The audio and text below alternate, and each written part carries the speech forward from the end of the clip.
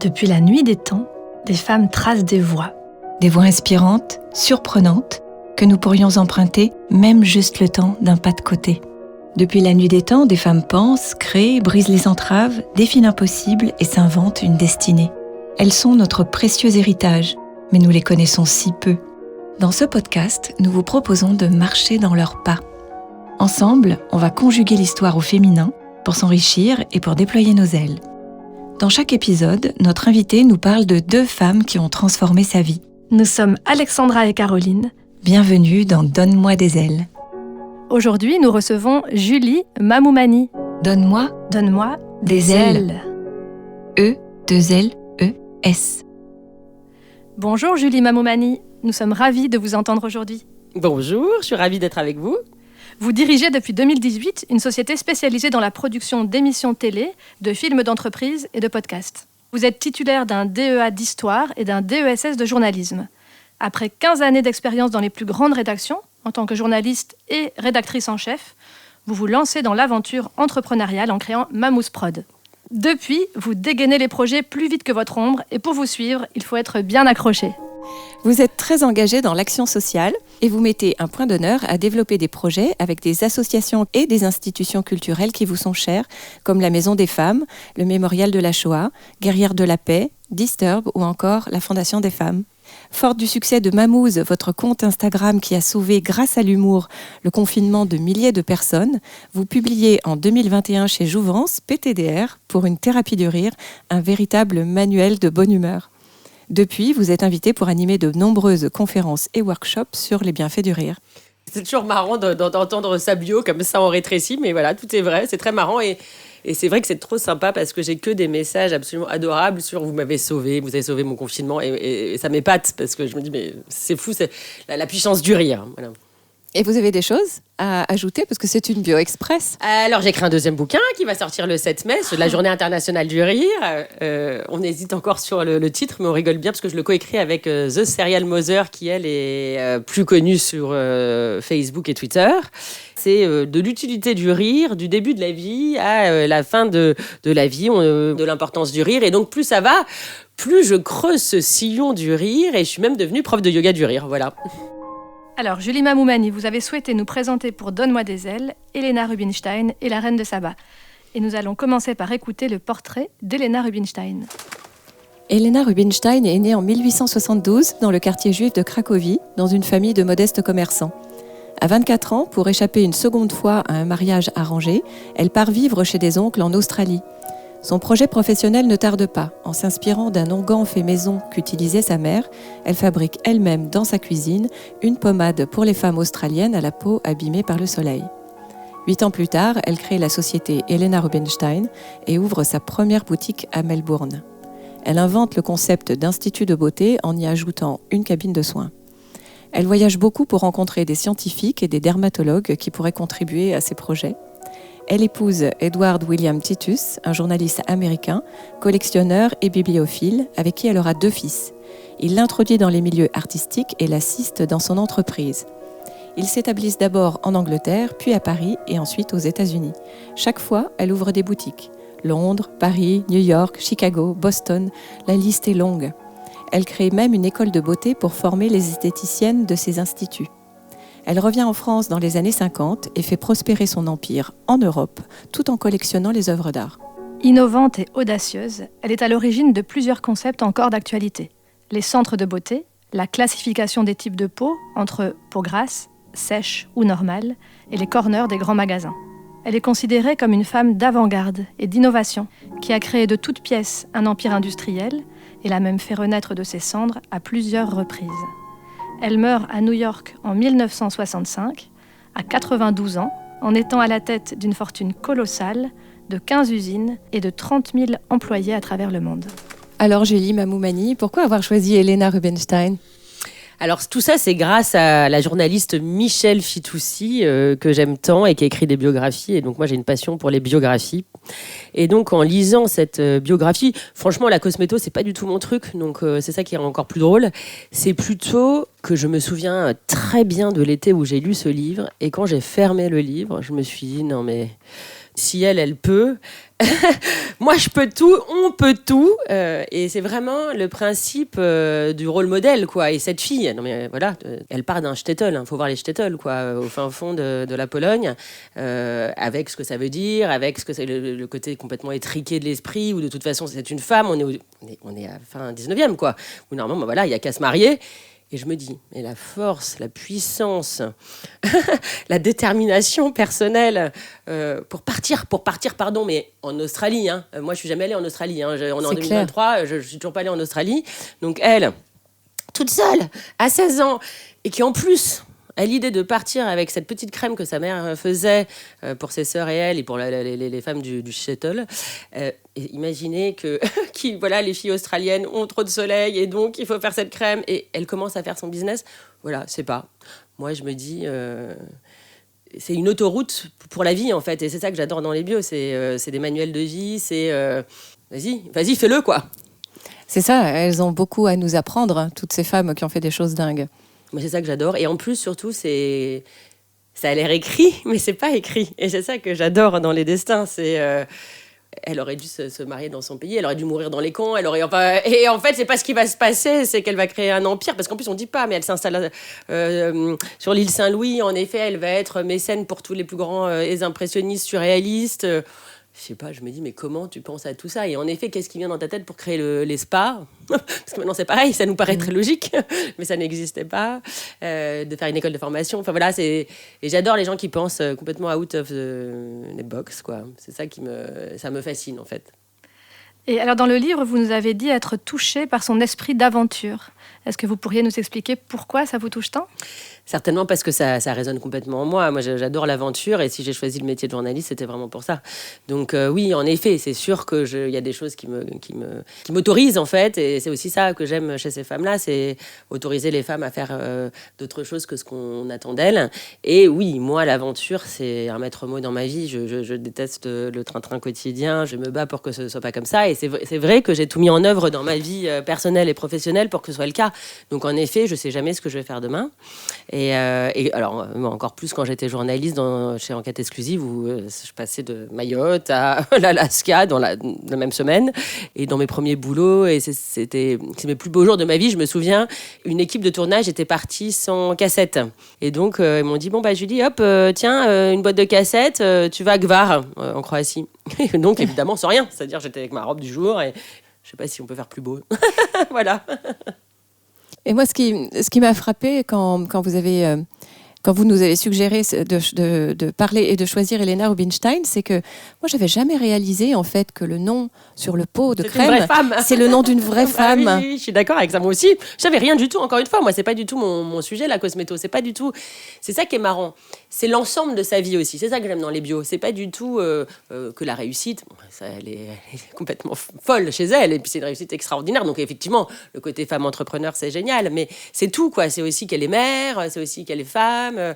Et c'est pas que des gens, voilà, qui ont vécu les uns individuellement. Non, ils ont vécu dans une société où ils se sont rencontrés. Ça, je trouve ça extraordinaire d'imaginer ça aussi. Et c'est fou parce qu'on parle très peu d'elle, finalement, alors qu'il y a plein d'hommes industriels dont on parle beaucoup. C'est assez étonnant qu'elle ne revienne pas plus souvent dans les discours parce qu'elle est vraiment... Ça vous étonne? Moi, ça ne m'étonne pas trop. Je ne sais pas si vous avez entendu parler de l'effet Mathilda. Enfin, oui, voilà, de l'invisibilité des femmes. Non, c'est justement aussi pour ça que moi, j'aime bien ce genre de féminisme, qui est un féminisme voilà, qui dit qu'on peut tout, voilà, nous comme vous, comme les garçons, quoi. Parfois, je pense qu'on a vraiment besoin des femmes comme ça pour montrer que y a pas de limite. C'est parfois nous-mêmes... notre genre même qui nous empêche et qui nous entrave. Et ça, je l'ai beaucoup remarqué. Parce qu'il y a toujours eu des femmes qui ont fait des choses. Mais toujours. Artémisia, une des premières peintres. Enfin, bref, il y a toujours eu. C'est juste que c'est une façon de raconter l'histoire. Et justement, on en parle beaucoup dans ce projet Donne-moi des ailes, de changer les modèles de représentation. Pourquoi vous pensez que c'est si important? Et peut-être comment, dans votre travail à vous, vous œuvrez concrètement pour changer les modèles de représentation? Franchement, je pense que c'est essentiel. D'ailleurs, c'est pour ça que j'aime tant les bios et que j'essaye d'en parler au maximum, etc. Par exemple, d'offrir le livre d'Aurélie Jean sur les algorithmes et ce qui racontait comment elle... en plus, elle est tellement vivantes. Parce que c'est ça, parfois, on croit que les filles qui réussissent, c'est parce qu'elles sont hyper sérieuses, qu'elles prennent la peau des garçons avec leur costard et tout ça. Et, on peut être une vraie femme et être une vraie chef d'entreprise et être très successful, et on peut être mère ou pas et très bien réussir et ne pas penser que c'est contradictoire. Non, il faut vachement aider les jeunes filles, mais même dès l'école. Et c'est marrant parce que j'ai fait des podcasts sur justement aider les femmes dans le travail, comment négocier son salaire, etc. Et c'est fou parce que, encore une fois, c'est nous qui nous empêchons.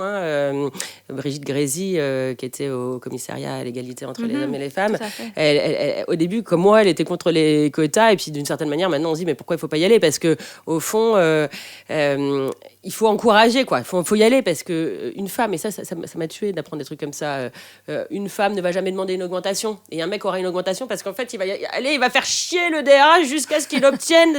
Alors allez-y, les filles, quoi. C'est vrai que dès l'école, on n'apprend pas... c'est marrant parce que c'est très subtil, évidemment, parce que moi, j'ai jamais eu l'impression qu'on m'empêchait de faire du foot et tout ça, et d'ailleurs, j'ai fait du foot. Mais...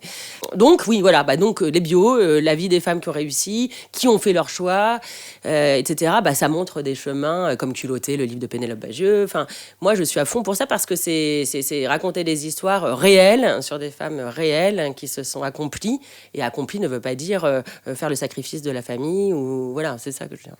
J'ai réalisé, mais grâce à vous, merci, qu'il n'y a pas qu'elle. Il y a aussi Elisabeth Arden. C'est une vraie femme aussi. qui est une vraie femme, et Estée Lauder. Et les trois ont créé des empires quasiment à la même époque. Ouais, c'est fascinant. Et en effet, si on disait aux petites filles, peut-être ça qu'on devrait dire à l'école et dire qu'il y a des femmes. Moi, j'avais interviewé une fille géniale qui était une directrice d'une école d'ingénieurs où elle faisait tout pour encourager les femmes à venir, les jeunes filles en tout cas, à venir dans son école.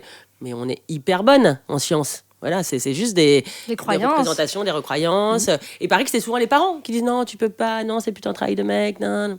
Mon fils, il est à Centrale, à Paris, et bien il y a 20% de filles. Et oui, ça terrible, progresse vraiment lentement, et c'est ça qui parfois nous révolte, nous qui avons plongé avec ce livre en complément du podcast, c'est que on a beau voir que des femmes, des historiennes dénoncent ça depuis les années 60 et encore avant. Au fait, dans le concret, ça change très peu, et pourtant quand on se frotte un peu à la réalité, les gens nous disent mais maintenant ça change, ça va beaucoup mieux. Franchement, c'est... Non, c'est vraiment... au contraire, il faut faire super attention parce que c'est vraiment des acquis qui ne sont pas du tout établis, quoi. Il faut vraiment toujours se bagarrer. Et alors, vous me demandiez comment je fais.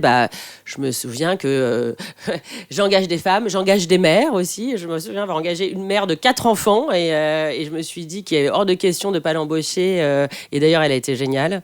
Et pourtant, elle avait des tout petits. Et je me suis dit, la pauvre, ça va être dur. Et elle a extrêmement bien réussi.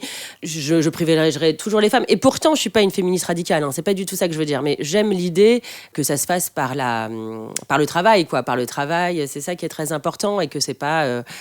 Je pense vraiment qu'il faut que tout le monde s'y mette, et les filles y compris, quoi. Qu'elles aussi elles aient envie, parce que souvent elles-mêmes n'osent pas, alors qu'en fait il faut oser comme les garçons, quoi.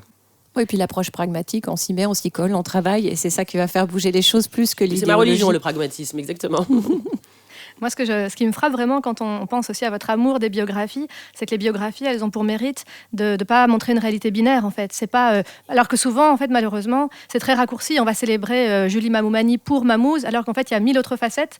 Et ça, je trouve ça important. C'est très, très juste. C'est exactement ce que j'aime dans les biographies. Et c'est montrer que sa personnalité, ce qu'on a vécu, un traumatisme, peut être une force, peut être, pourquoi pas, justement, l'engagement. Vous parlez d'engagement, moi, je ne conçois pas ma vie sans l'engagement.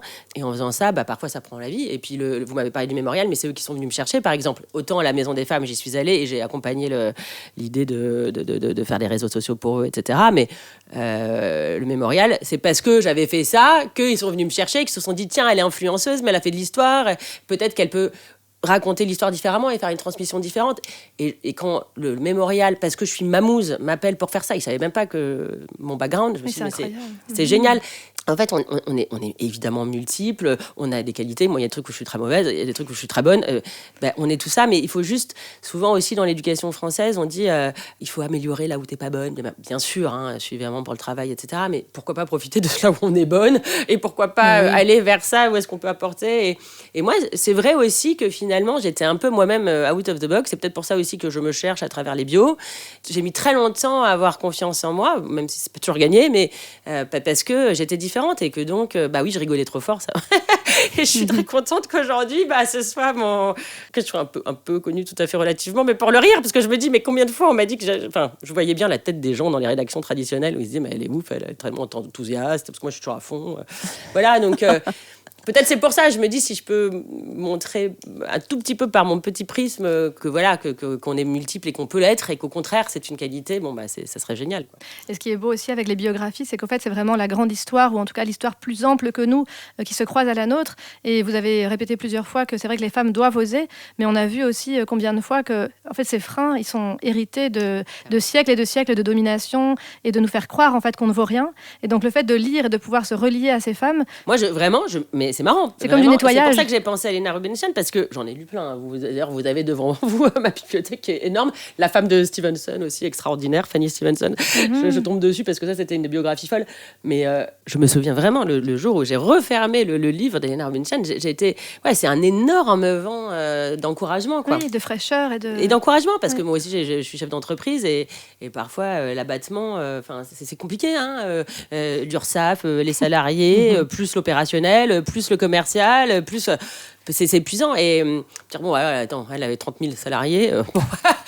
C'est pas mes 3 salariés qui vont m'effrayer, non? Et voilà. C'est génial. Et de fait, s'il y avait une leçon, vraiment, que vous retenez d'elle? Le côté nos limites, quoi.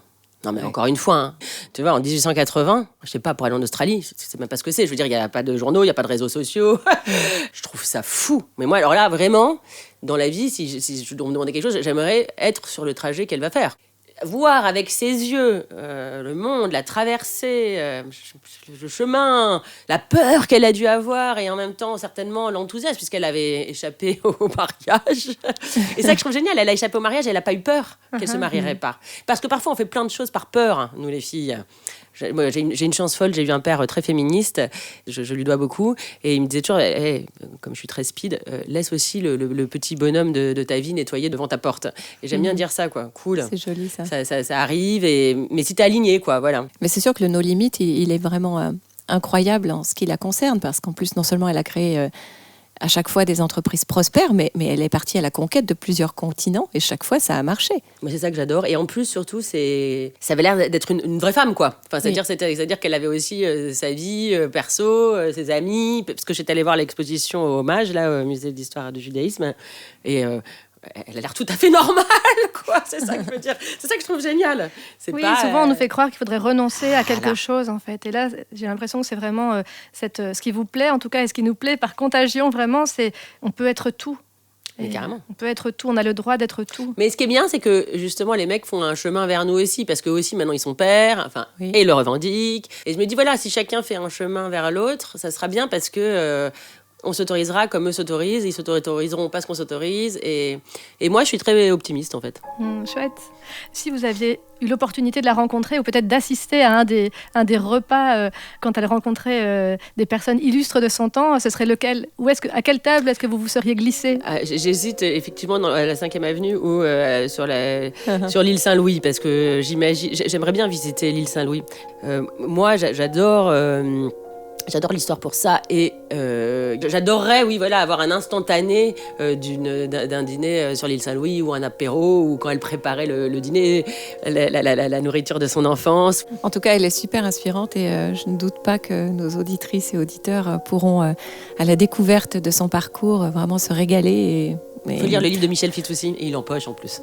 Oui, on laisse sur notre site internet des bios détaillés avec toute la documentation. C'est des beaux cadeaux pour les jeunes filles, par exemple. Moi, voilà, toutes les jeunes filles que je croise, je leur dis, allez, lis Aurélie Jean, lis Helena Rubinstein, Madeleine Castin, j'en ai lu Moura, bref, tout ça, parce que je trouve que ça donne des ailes, en fait. On va faire un épisode spécial sur la bibliothèque Ouais, je suis en train de le regarder en même temps, hein.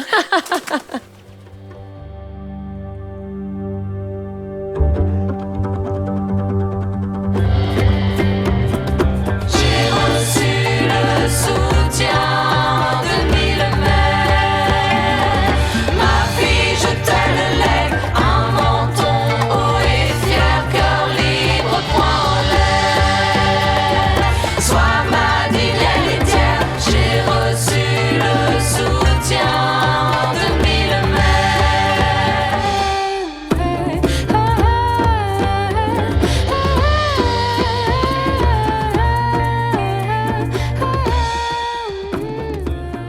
Alors dis-moi Alexandra, c'est chouette que Julie Mamoumani nous permette de mettre en avant une femme industrielle, tu trouves pas ? Oui, c'est sûr, on parle si peu de femmes qui réussissent dans le milieu de l'entreprise. Pourtant, des success stories, ça manque pas. Mais pourquoi c'est si important de parler d'elle ? Parce que ce qu'on appelle le pouvoir de la représentation, eh bien, c'est fondamental pour s'ouvrir à d'autres possibles. Oui, et on peut peut-être préciser que le pouvoir de représentation, c'est notre capacité à nous projeter grâce à l'expérience d'une ou d'un autre. Et voilà. Et les femmes en ont super besoin en matière d'entrepreneuriat. Moi, je connais quand même un peu le sujet puisque j'accompagne des femmes qui veulent créer leur entreprise. Eh bien, j'ai bien vu que, c'est sûr, elles viennent plutôt à moi pour de la transmission de méthodes. Mais ce dont elles ont le plus besoin, en fait, c'est pas tant de méthodes, c'est surtout de se libérer de tous les freins et de toutes les croyances limitantes qu'elles ont sur elles-mêmes, et notamment sur leur rapport à l'argent et à la réussite. Oui, ça me parle bien parce que c'est tout récemment, je crois depuis qu'on se connaît, que j'ai réalisé en fait que j'étais aussi entrepreneur. J'avais jamais réussi à me le dire. Et donc forcément, une Helena Rubinstein qui crée un empire et une fortune à partir de rien, ça nous donne des ailes. Et c'est vraiment ça qui est super beau et qui est super important. L'idée, c'est de susciter des vocations et j'espère vraiment que notre aventure Donne-moi des ailes, elle va permettre ça. C'est bien tout notre engagement. Parce que, par exemple, les entreprises qui sont gérées par des femmes sont plus rentables que celles qui sont dirigées par des hommes. Tu le savais, ça ? Non. Ouais. C'est pas moi qui le dis, c'est le très sérieux palmarès Women Equity 2020 qui le dit. Et tu m'avais aussi montré là une source du baromètre Parité 2019 qui disait que les petites entreprises gérées par des femmes présentaient moins de risques de faire faillite. Alors tu vois, quand je vois qu'elles viennent surtout à moi en me parlant d'insécurité financière, c'est vraiment des données qu'il est important de leur transmettre. Ah oui, c'est clair. C'est toutes ces croyances qui nous pourrissent la vie, au fait. Oui, et qui nous empêchent d'être grandes et de voir grand. Alors on y va ? Entre femmes ? Allez, go les femmes, ayez confiance en votre talent. Donne-moi des ailes.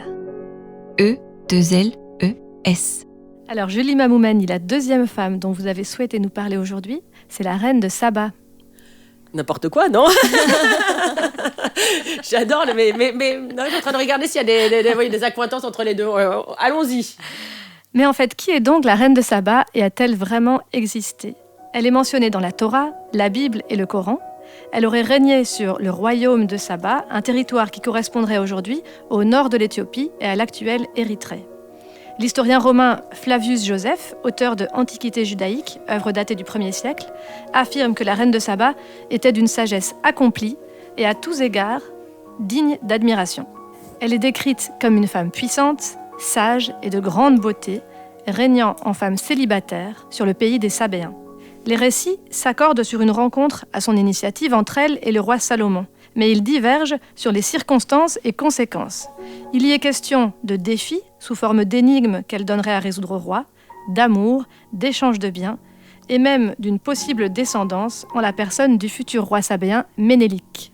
Certains affirment qu'elle aurait été séduite insidieusement, d'autres qu'elle aurait exercé une influence démoniaque sur le roi.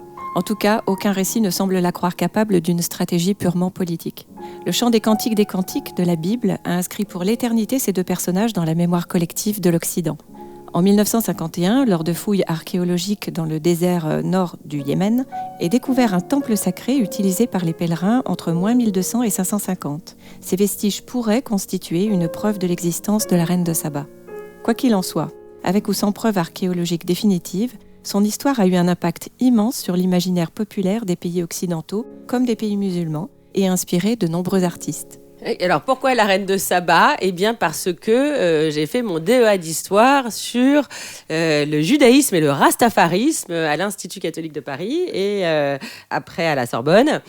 Et je m'étais toujours posé cette question, mais quel rapport entre les Jamaïcains et Israël, enfin bon, tout ça c'était assez flou, et j'ai proposé ça à mon directeur de thèse, quoi, et il m'a dit, si t'as 15 pages dans 15 jours, bingo, ça sera ton sujet. Et en fait, c'était absolument fabuleux.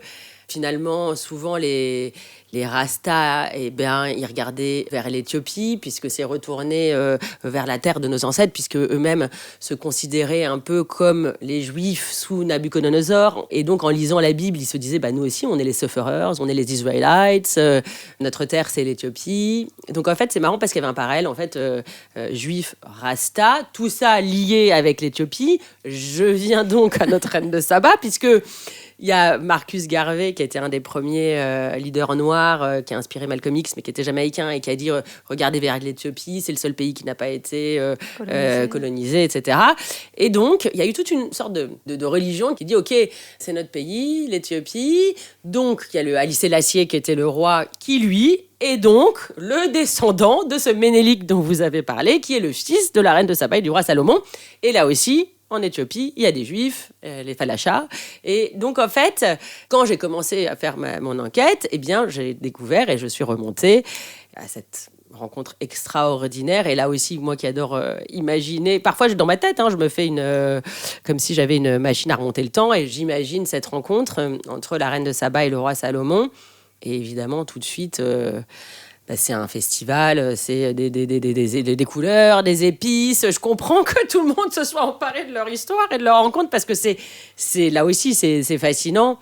Le rêve de l'orientalisme, quoi. Le côté, c'est d'ailleurs Gérard de Nerval qui a écrit un poème sur elle. En fait, il y a un côté qui à la fois fait rêver et aussi il y a un peu la naïveté. Et le cliché. Oui, et puis même, je trouve qu'elle ramène tous les clichés orientaux. C'est sûr que c'est dans l'imaginaire. Après, j'allais étudier pour voir un peu si c'était vrai, faux. Évidemment, je vais y croire, moi. J'y crois, je suis sûre que ça existait. Moi, je voulais carrément en faire une comédie musicale parce que je me dis qu'il y a quelque chose de fou et on les imagine... elle débarquant en Israël, au royaume d'Israël, et qu'il se soit plus, moi, ça ne m'étonne pas. Enfin, je veux dire, c'est tellement évident. Lui, le plus grand des patriarches, le plus grand des régnants, et elle, la plus belle, la plus extraordinaire, la reine, puisque c'était des femmes qui, visiblement, régnaient sur le pays de Saba. C'était évident qu'ils allaient s'attirer. On disait que la reine de Saba, c'était le territoire le plus riche, où il y avait le plus de merveilles, etc. Et donc, Salomon avait une grande curiosité à la rencontrer. Et elle est allée le voir. Et que, en effet, alors vous avez évoqué, Alexandra, on dit que c'était fortuit ou pas, le côté sexuel ou olé olé. En tout cas, c'est sûr qu'ils s'attiraient mutuellement. Et qu'en effet, je pense qu'il était un grand séducteur. Et qu'ils ont fait un pari. Enfin, on dit ça. Je crois que c'est dans le Kebra Nagast, donc le livre éthiopien, puisque c'est un des seuls... peuple aussi où il y a une vraie Bible écrite par le peuple éthiopien, donc c'est assez beau, et où ils disent que le roi Salomon lui aurait dit on fait un pari entre nous, je ne te touche pas si toi tu ne voles pas quelque chose de mon palais. Et il lui aurait fait un dîner, un festin très épicé. Et du coup, elle dort chez lui, mais elle se lève et elle va boire un verre d'eau. Et donc, il dit « Ah, t'as rompu le pari puisque tu bois de l'eau. » Elle dit « Non, mais l'eau, ça va pas la tête, c'est de l'eau. » Mais en tout cas, elles portent leur bébé, Ménélik Ier, qui va donc régner sur l'Éthiopie ou sur Saba. Et ce qui est très beau, c'est que le roi Salomon... lui dit, quand Ménélik vient le voir à 20 ans, tu préfères régner en Israël ou tu préfères régner sur l'Éthiopie? Et il dit, l'Éthiopie avec ma mère. Et donc, Salomon lui file ses meilleurs disciples et l'Arche d'Alliance. Et c'est pour ça que moi, je crois que c'est vrai, puisqu'il repart avec l'Arche d'Alliance, Ménélik Ier, qu'il va mettre à Aksoum. Encore aujourd'hui, malgré le communisme, etc., il y a l'Arche d'Alliance d'Israël en Éthiopie. Donc c'est quand même assez beau. Oui. C'est comme Jésus, c'est comme tous ces gens-là. Moi, je pense qu'ils ont existé. mais justement, dès qu'on parle d'elle, la question de son existence réelle surgit. Pourtant, on ne prend jamais autant de précautions au sujet de Jésus ou de Bouddha, par exemple. Est-ce que l'histoire traiterait les femmes et les hommes différemment, Julie Mamoumani? Sûrement. C'est aussi parce que c'est la Bible. Je pense qu'il y a aussi ça. Mais oui, non, mais sûrement. Je n'avais pas posé la question, mais il y a certainement de ça. Parce que c'était trop beau pour être vrai, je sais pas.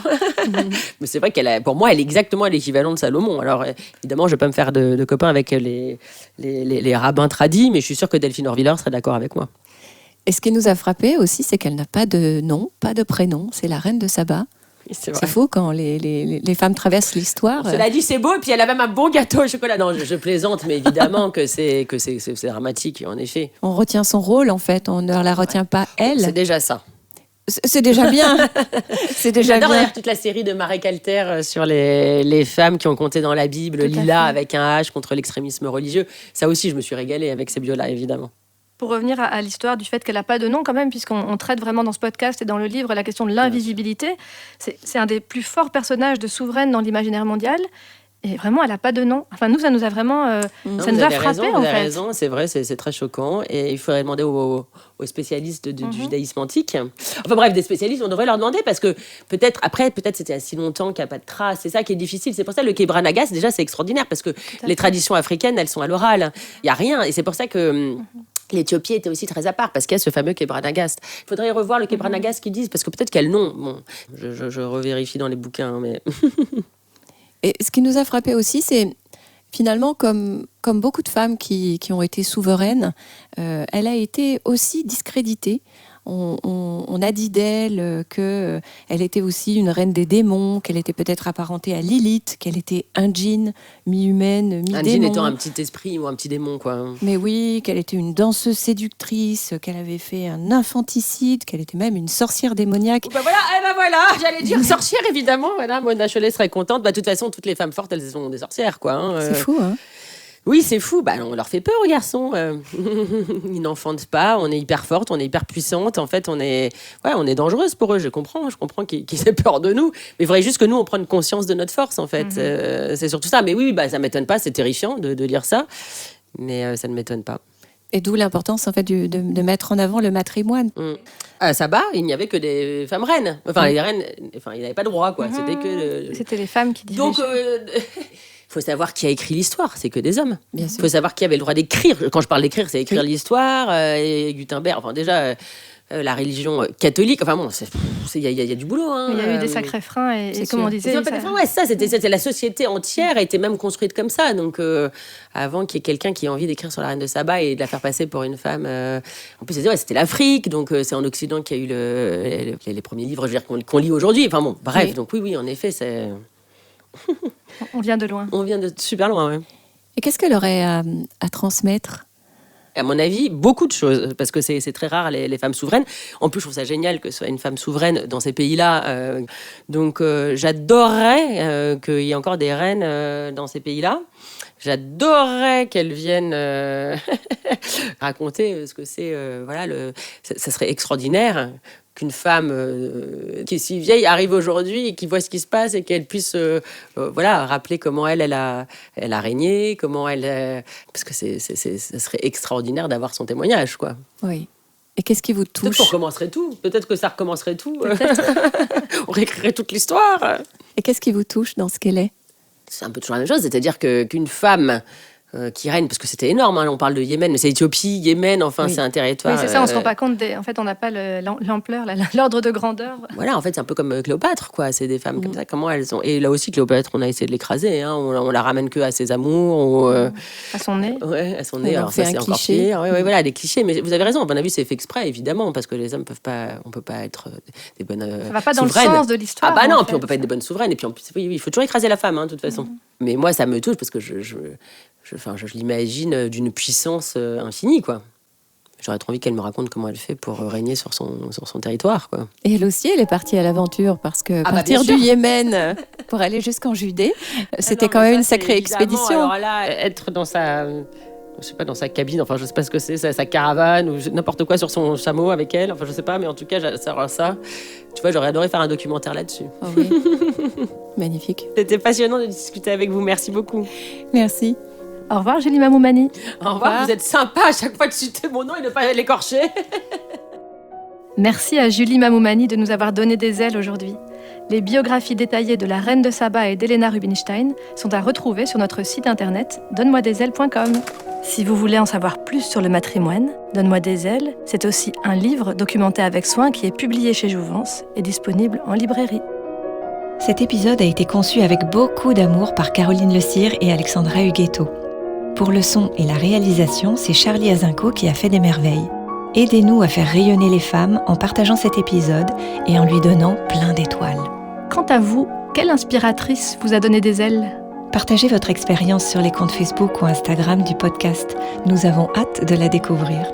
Et surtout, n'oubliez pas que vous êtes vous aussi une source d'inspiration. Le monde a plus que jamais besoin de votre lumière.